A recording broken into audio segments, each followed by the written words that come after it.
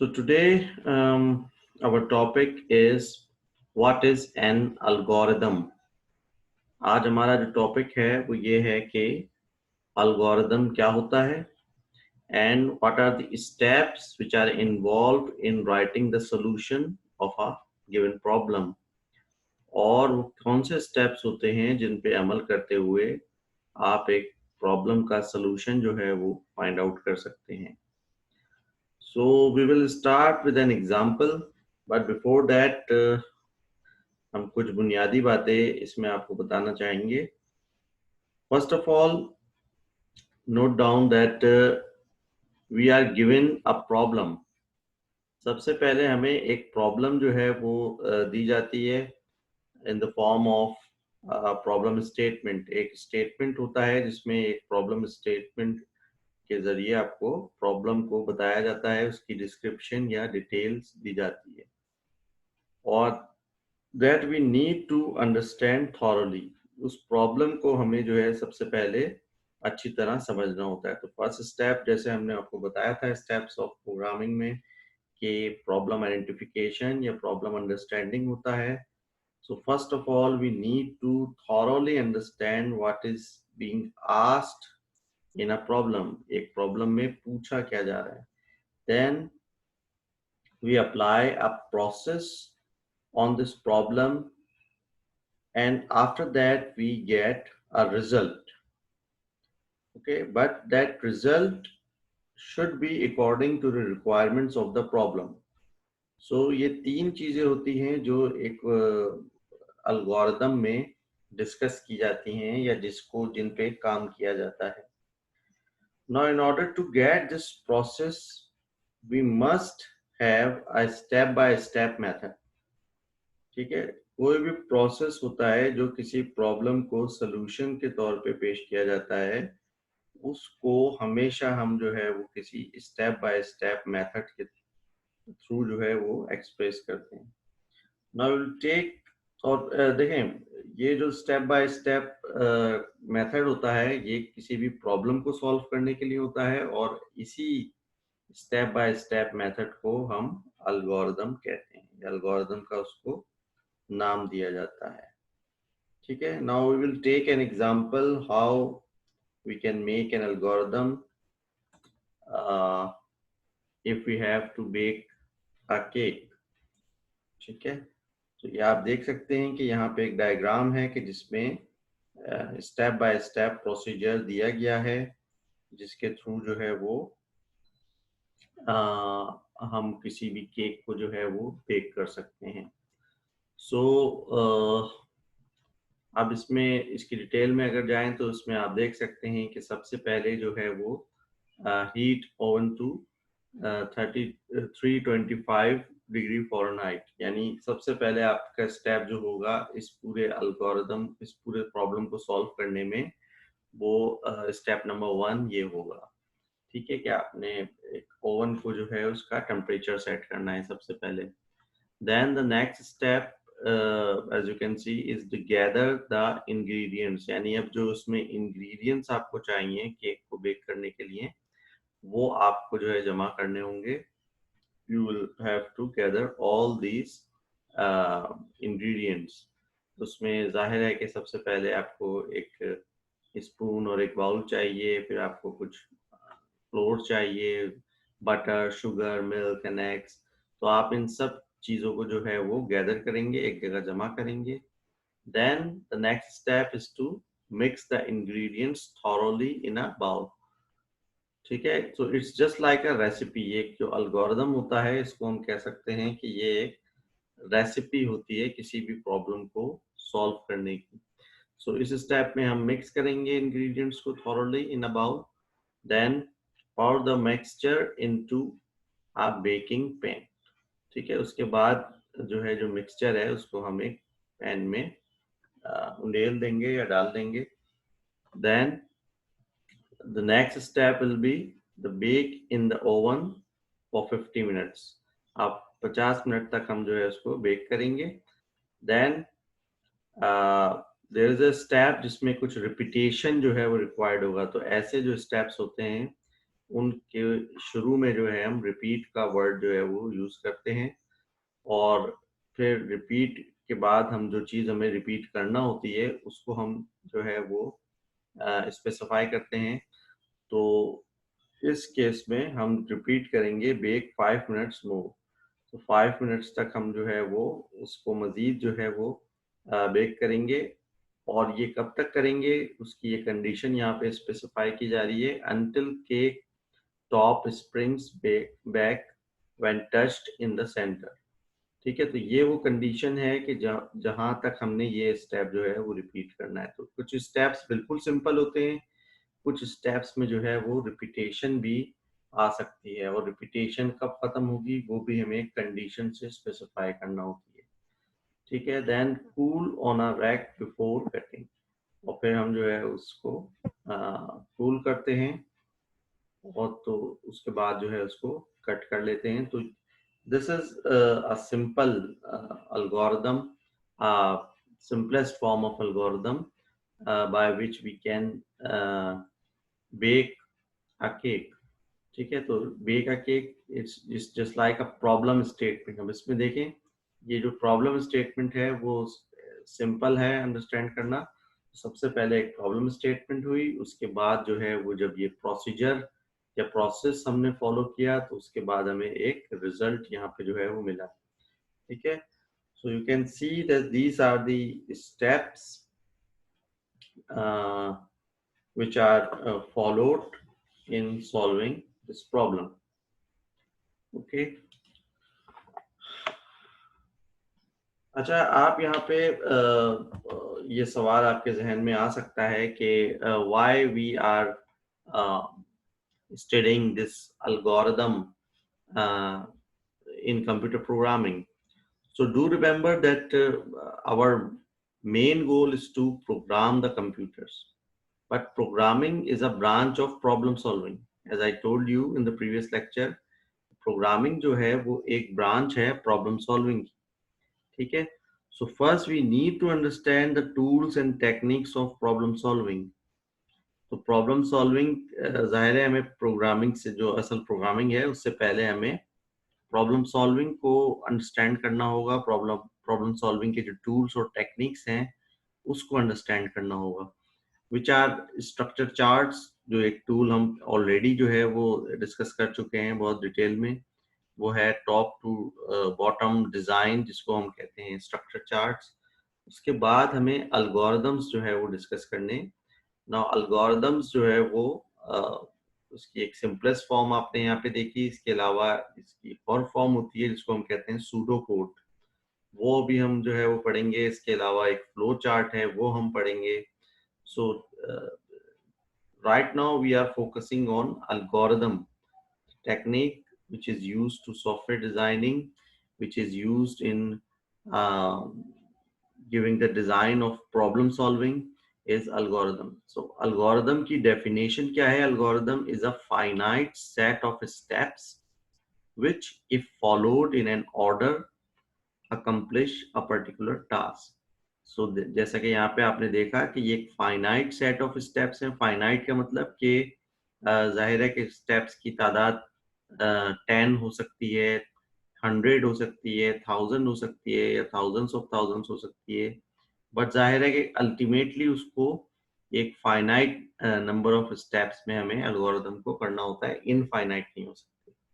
और which if followed in an order, again एक और बहुत इंपॉर्टेंट बात है एल्गोरिदम को डिफाइन करते वक्त कि जो स्टेप्स हैं उनका एक पर्टिकुलर ऑर्डर जो है वो फॉलो करना पड़ता है। यानी आप इसी एग्जांपल में देखें, अगर मैं एक स्टेप ऊपर जो है पहले कर दूं और एक स्टेप बाद में कर दूं तो फिर हमारा रिजल्ट जो है हमारी रिक्वायरमेंट के मुताबिक नहीं होगा। सो ऑर्डर जो है स्टेप्स के दरमियान उसको मेंटेन रखना बहुत ज़रूरी होता है, इम्पोर्टेंट होता है। और जाहिर है कि जो एल्गोरिदम है वो किसी टास्क को परफॉर्म करने के लिए होता है, कोई सिंगुलर टास्क। तो that's the part of definition.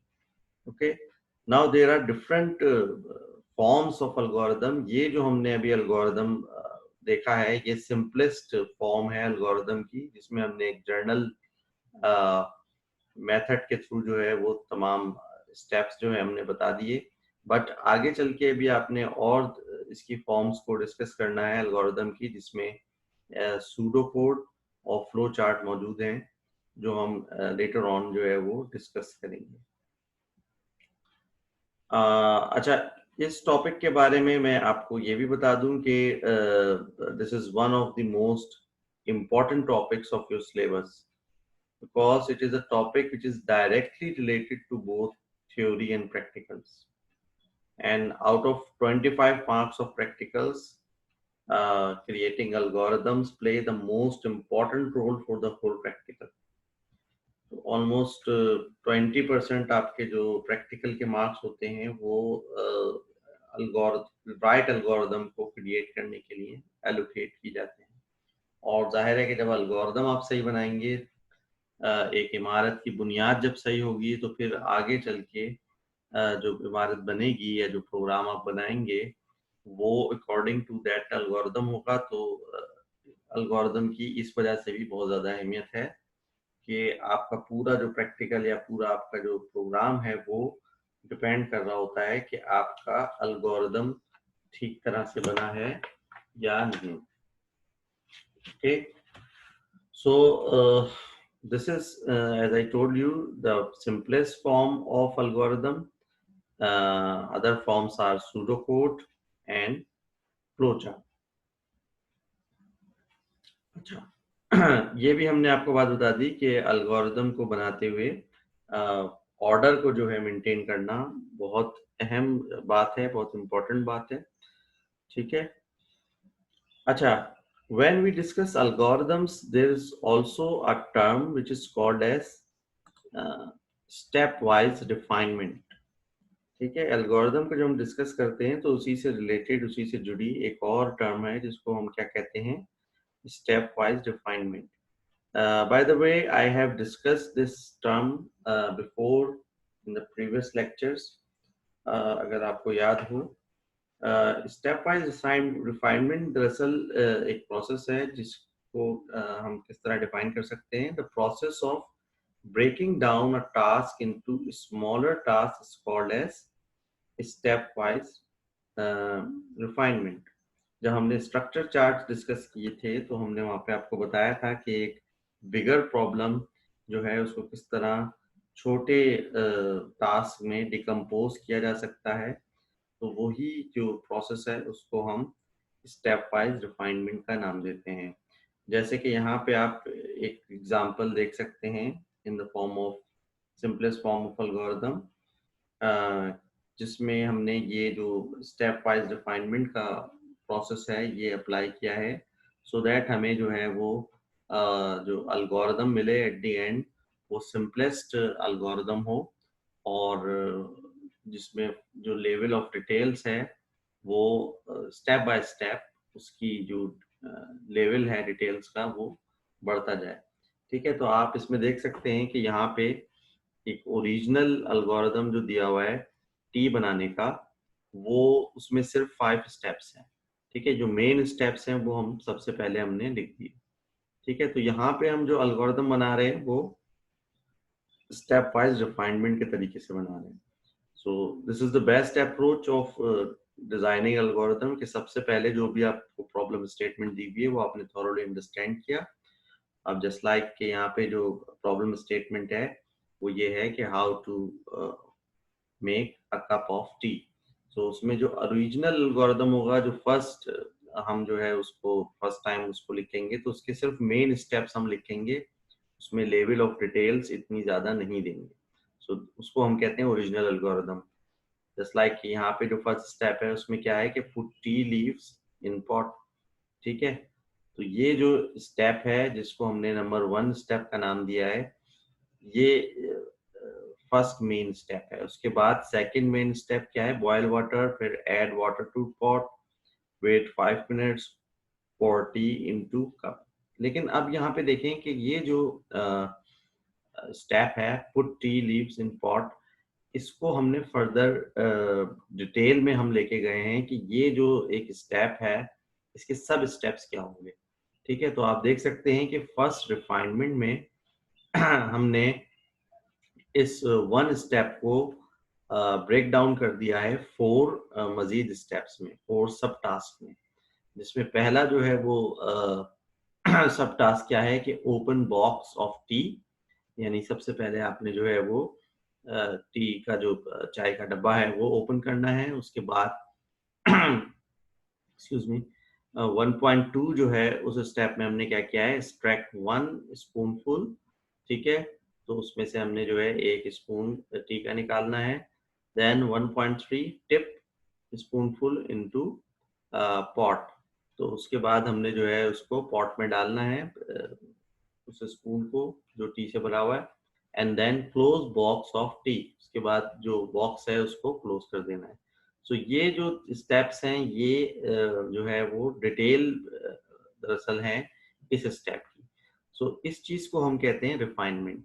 जब हम एक स्टेप लिखते हैं और उसके बाद उसके जो मजीद उसको ब्रेक डाउन किया जा सकता है सिंपलर टास्क में, तो इस प्रोसेस को हम जो है स्टेप वाइज रिफाइनमेंट कहते हैं। और आप देख सकते हैं कि ना सिर्फ ये फर्स्ट रिफाइनमेंट यहाँ पे जो है कंप्लीट हुई है, उसके बाद मजीद इसको हम रिफाइन कर सकते हैं, इसके कुछ स्टेप्स मजीद जो है वो ब्रेक डाउन हो सकते हैं into further simpler task. Just like यहाँ पे पहला टास्क ये था, वो ब्रेक डाउन हुआ 4 सब टास्क में। अब यहाँ पे आप देख सकते हैं कि 1.1 ओपन बॉक्स ऑफ टी जो है फर्दर ब्रेक डाउन हुआ है 2 टास्क में, ठीक है। इसको हम नाम दे सकते हैं 1.1.1 and 1.1.2, just like take tea box from the shelf and then remove lid from the box, ठीक है। जब हमको ओपन करना होगा चाय का डब्बा, तो हम सबसे पहले क्या करेंगे, उस चाय के डब्बे को हम शेल्फ से निकालेंगे और उसमें से जो लिड है उसको बॉक्स से हम रिमूव कर देंगे। So we can see that we can further break down a step in first refinement into some more simpler task in the second refinement। और ये जरूरी नहीं कि हर स्टेप जो है वो ब्रेक डाउन उसको किया जाए मजीद सिंपलर टास्क में। जस्ट लाइक यहाँ पे जो स्टेप आपको दिख रहा है ये फर्दर ब्रेक डाउन नहीं हुआ है, ये बस यहीं पे खत्म हो गया है, ठीक है, ये भी यहीं पे खत्म हो गया है। But 1.4 is further broken down into 2 simpler steps, just like close box of tea जो है उसमें put lid on the box, ये फर्स्ट सब स्टेप होगा। उसके बाद replace T box on the shelf, वापस जो है उस बॉक्स को शेल्फ में रख दिया जाएगा। So we can in this way we can further break down the task into some simpler subtasks।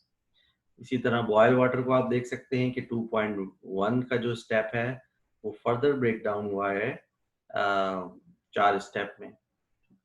Fill cattle with water, उसको हमने 4 मजीद स्टेप्स में परफॉर्म किया है, तो this is called second refinement.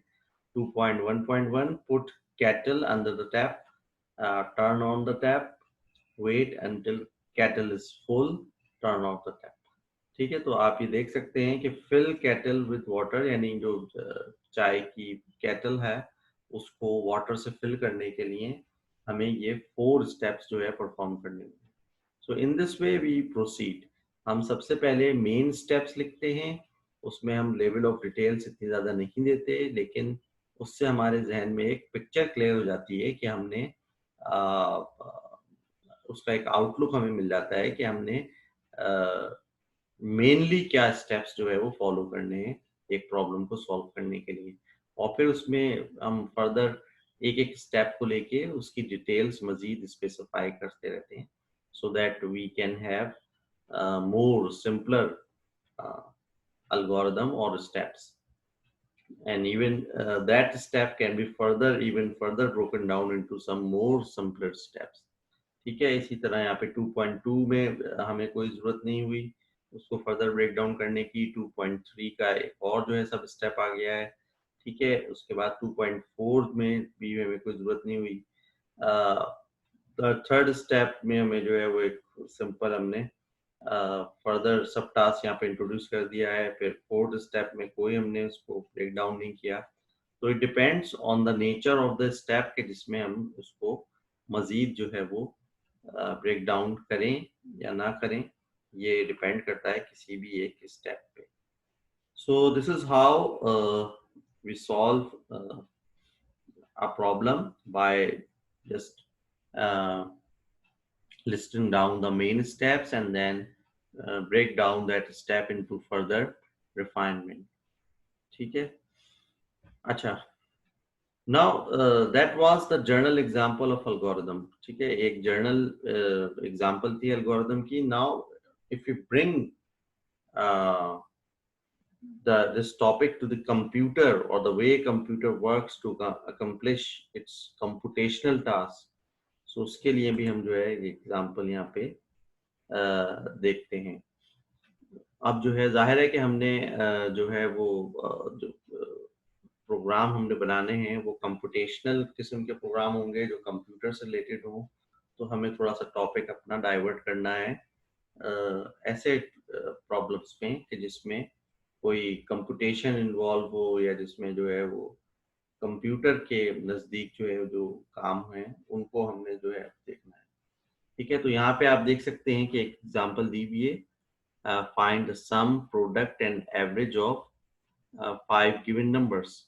So this is the problem statement that we need to understand in detail. अब इसमें हमने करना क्या है, सम और प्रोडक्ट और एवरेज जो है वो निकालना है, कोई भी 5 नंबर जो हमें दिए हों उनका। ठीक है, इसमें आपको ये क्लियर होना चाहिए कि सम किसे कहते हैं, प्रोडक्ट किसे कहते हैं, ये तो सबको क्लियर होगा।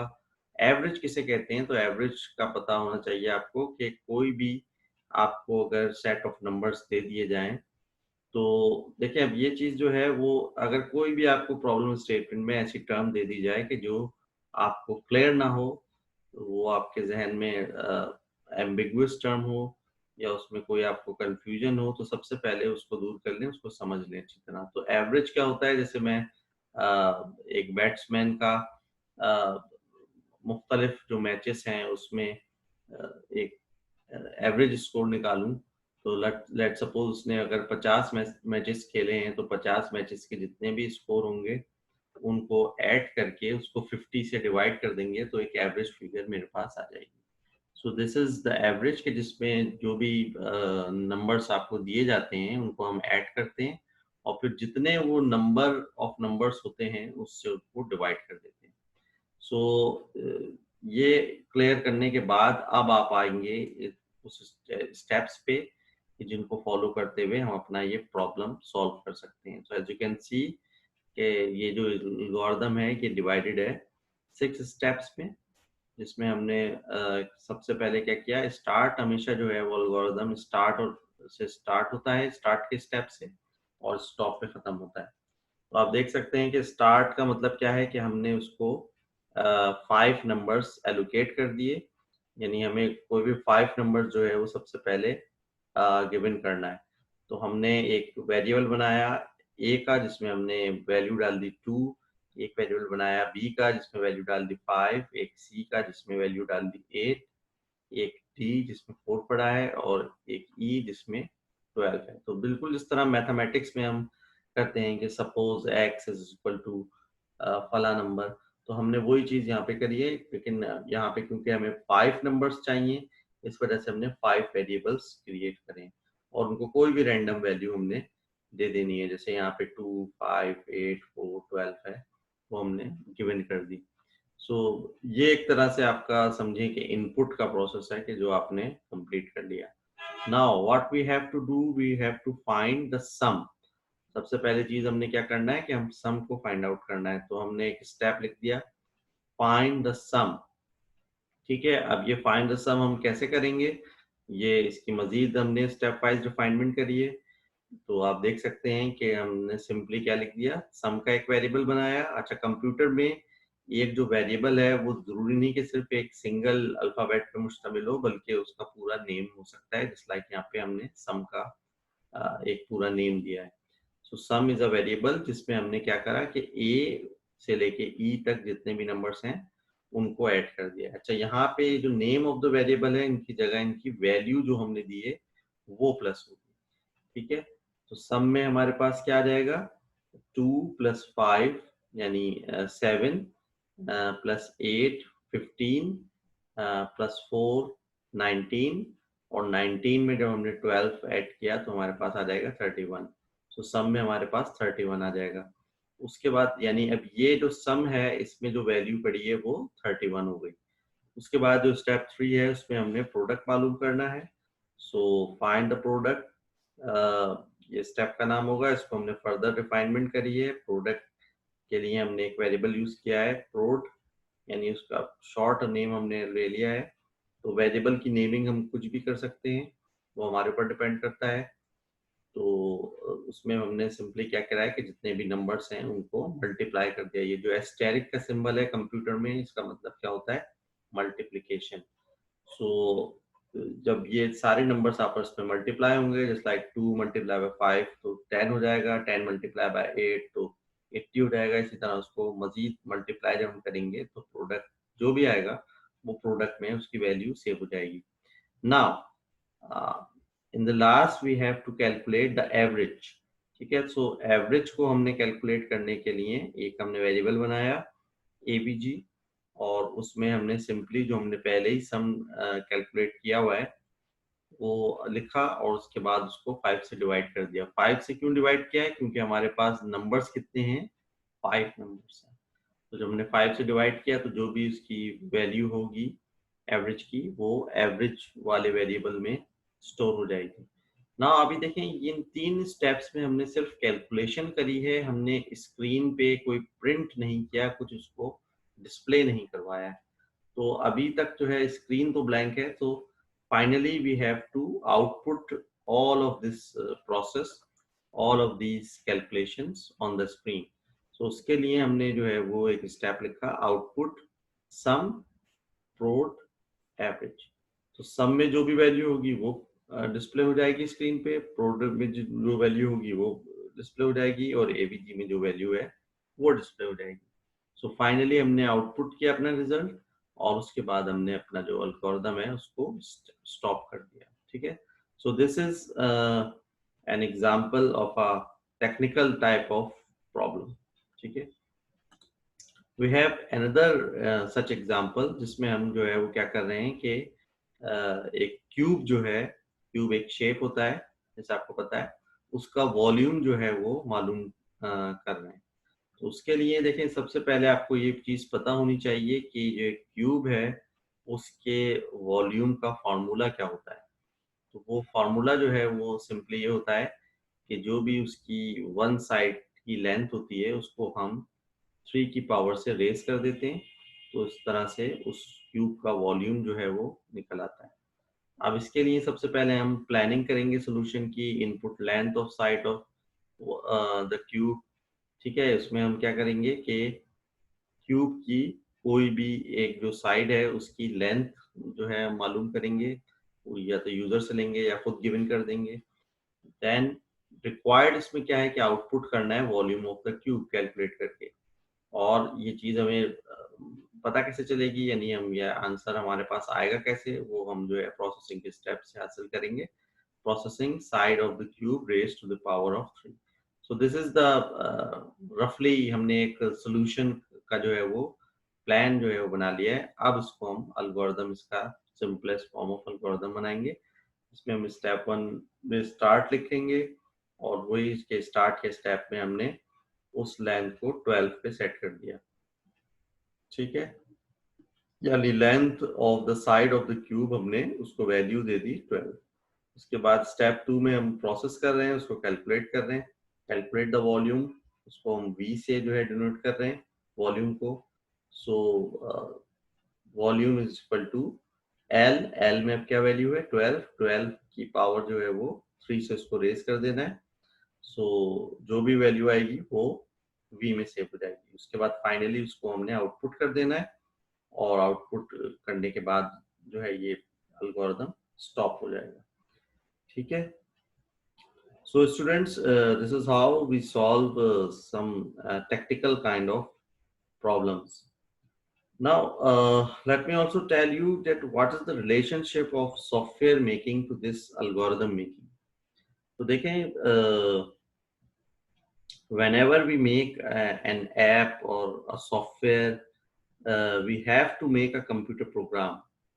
ठीक है, और कंप्यूटर प्रोग्राम क्या है, is a set of instructions, or you can say steps. It's a set of instructions or steps. That's why we are studying here algorithm, because algorithm भी क्या है, वो एक finite set of steps है, ठीक है। इसीलिए हम प्रोग्रामिंग को एक प्रॉब्लम सॉल्विंग की ब्रांच के तौर पे इंट्रोड्यूस करते हैं। So, in the next lecture, we will discuss some formal and standard forms of algorithm. ये तो एक बिल्कुल हमने सिंपलेस्ट फॉर्म एल्गोरिदम की डिस्कस करी है।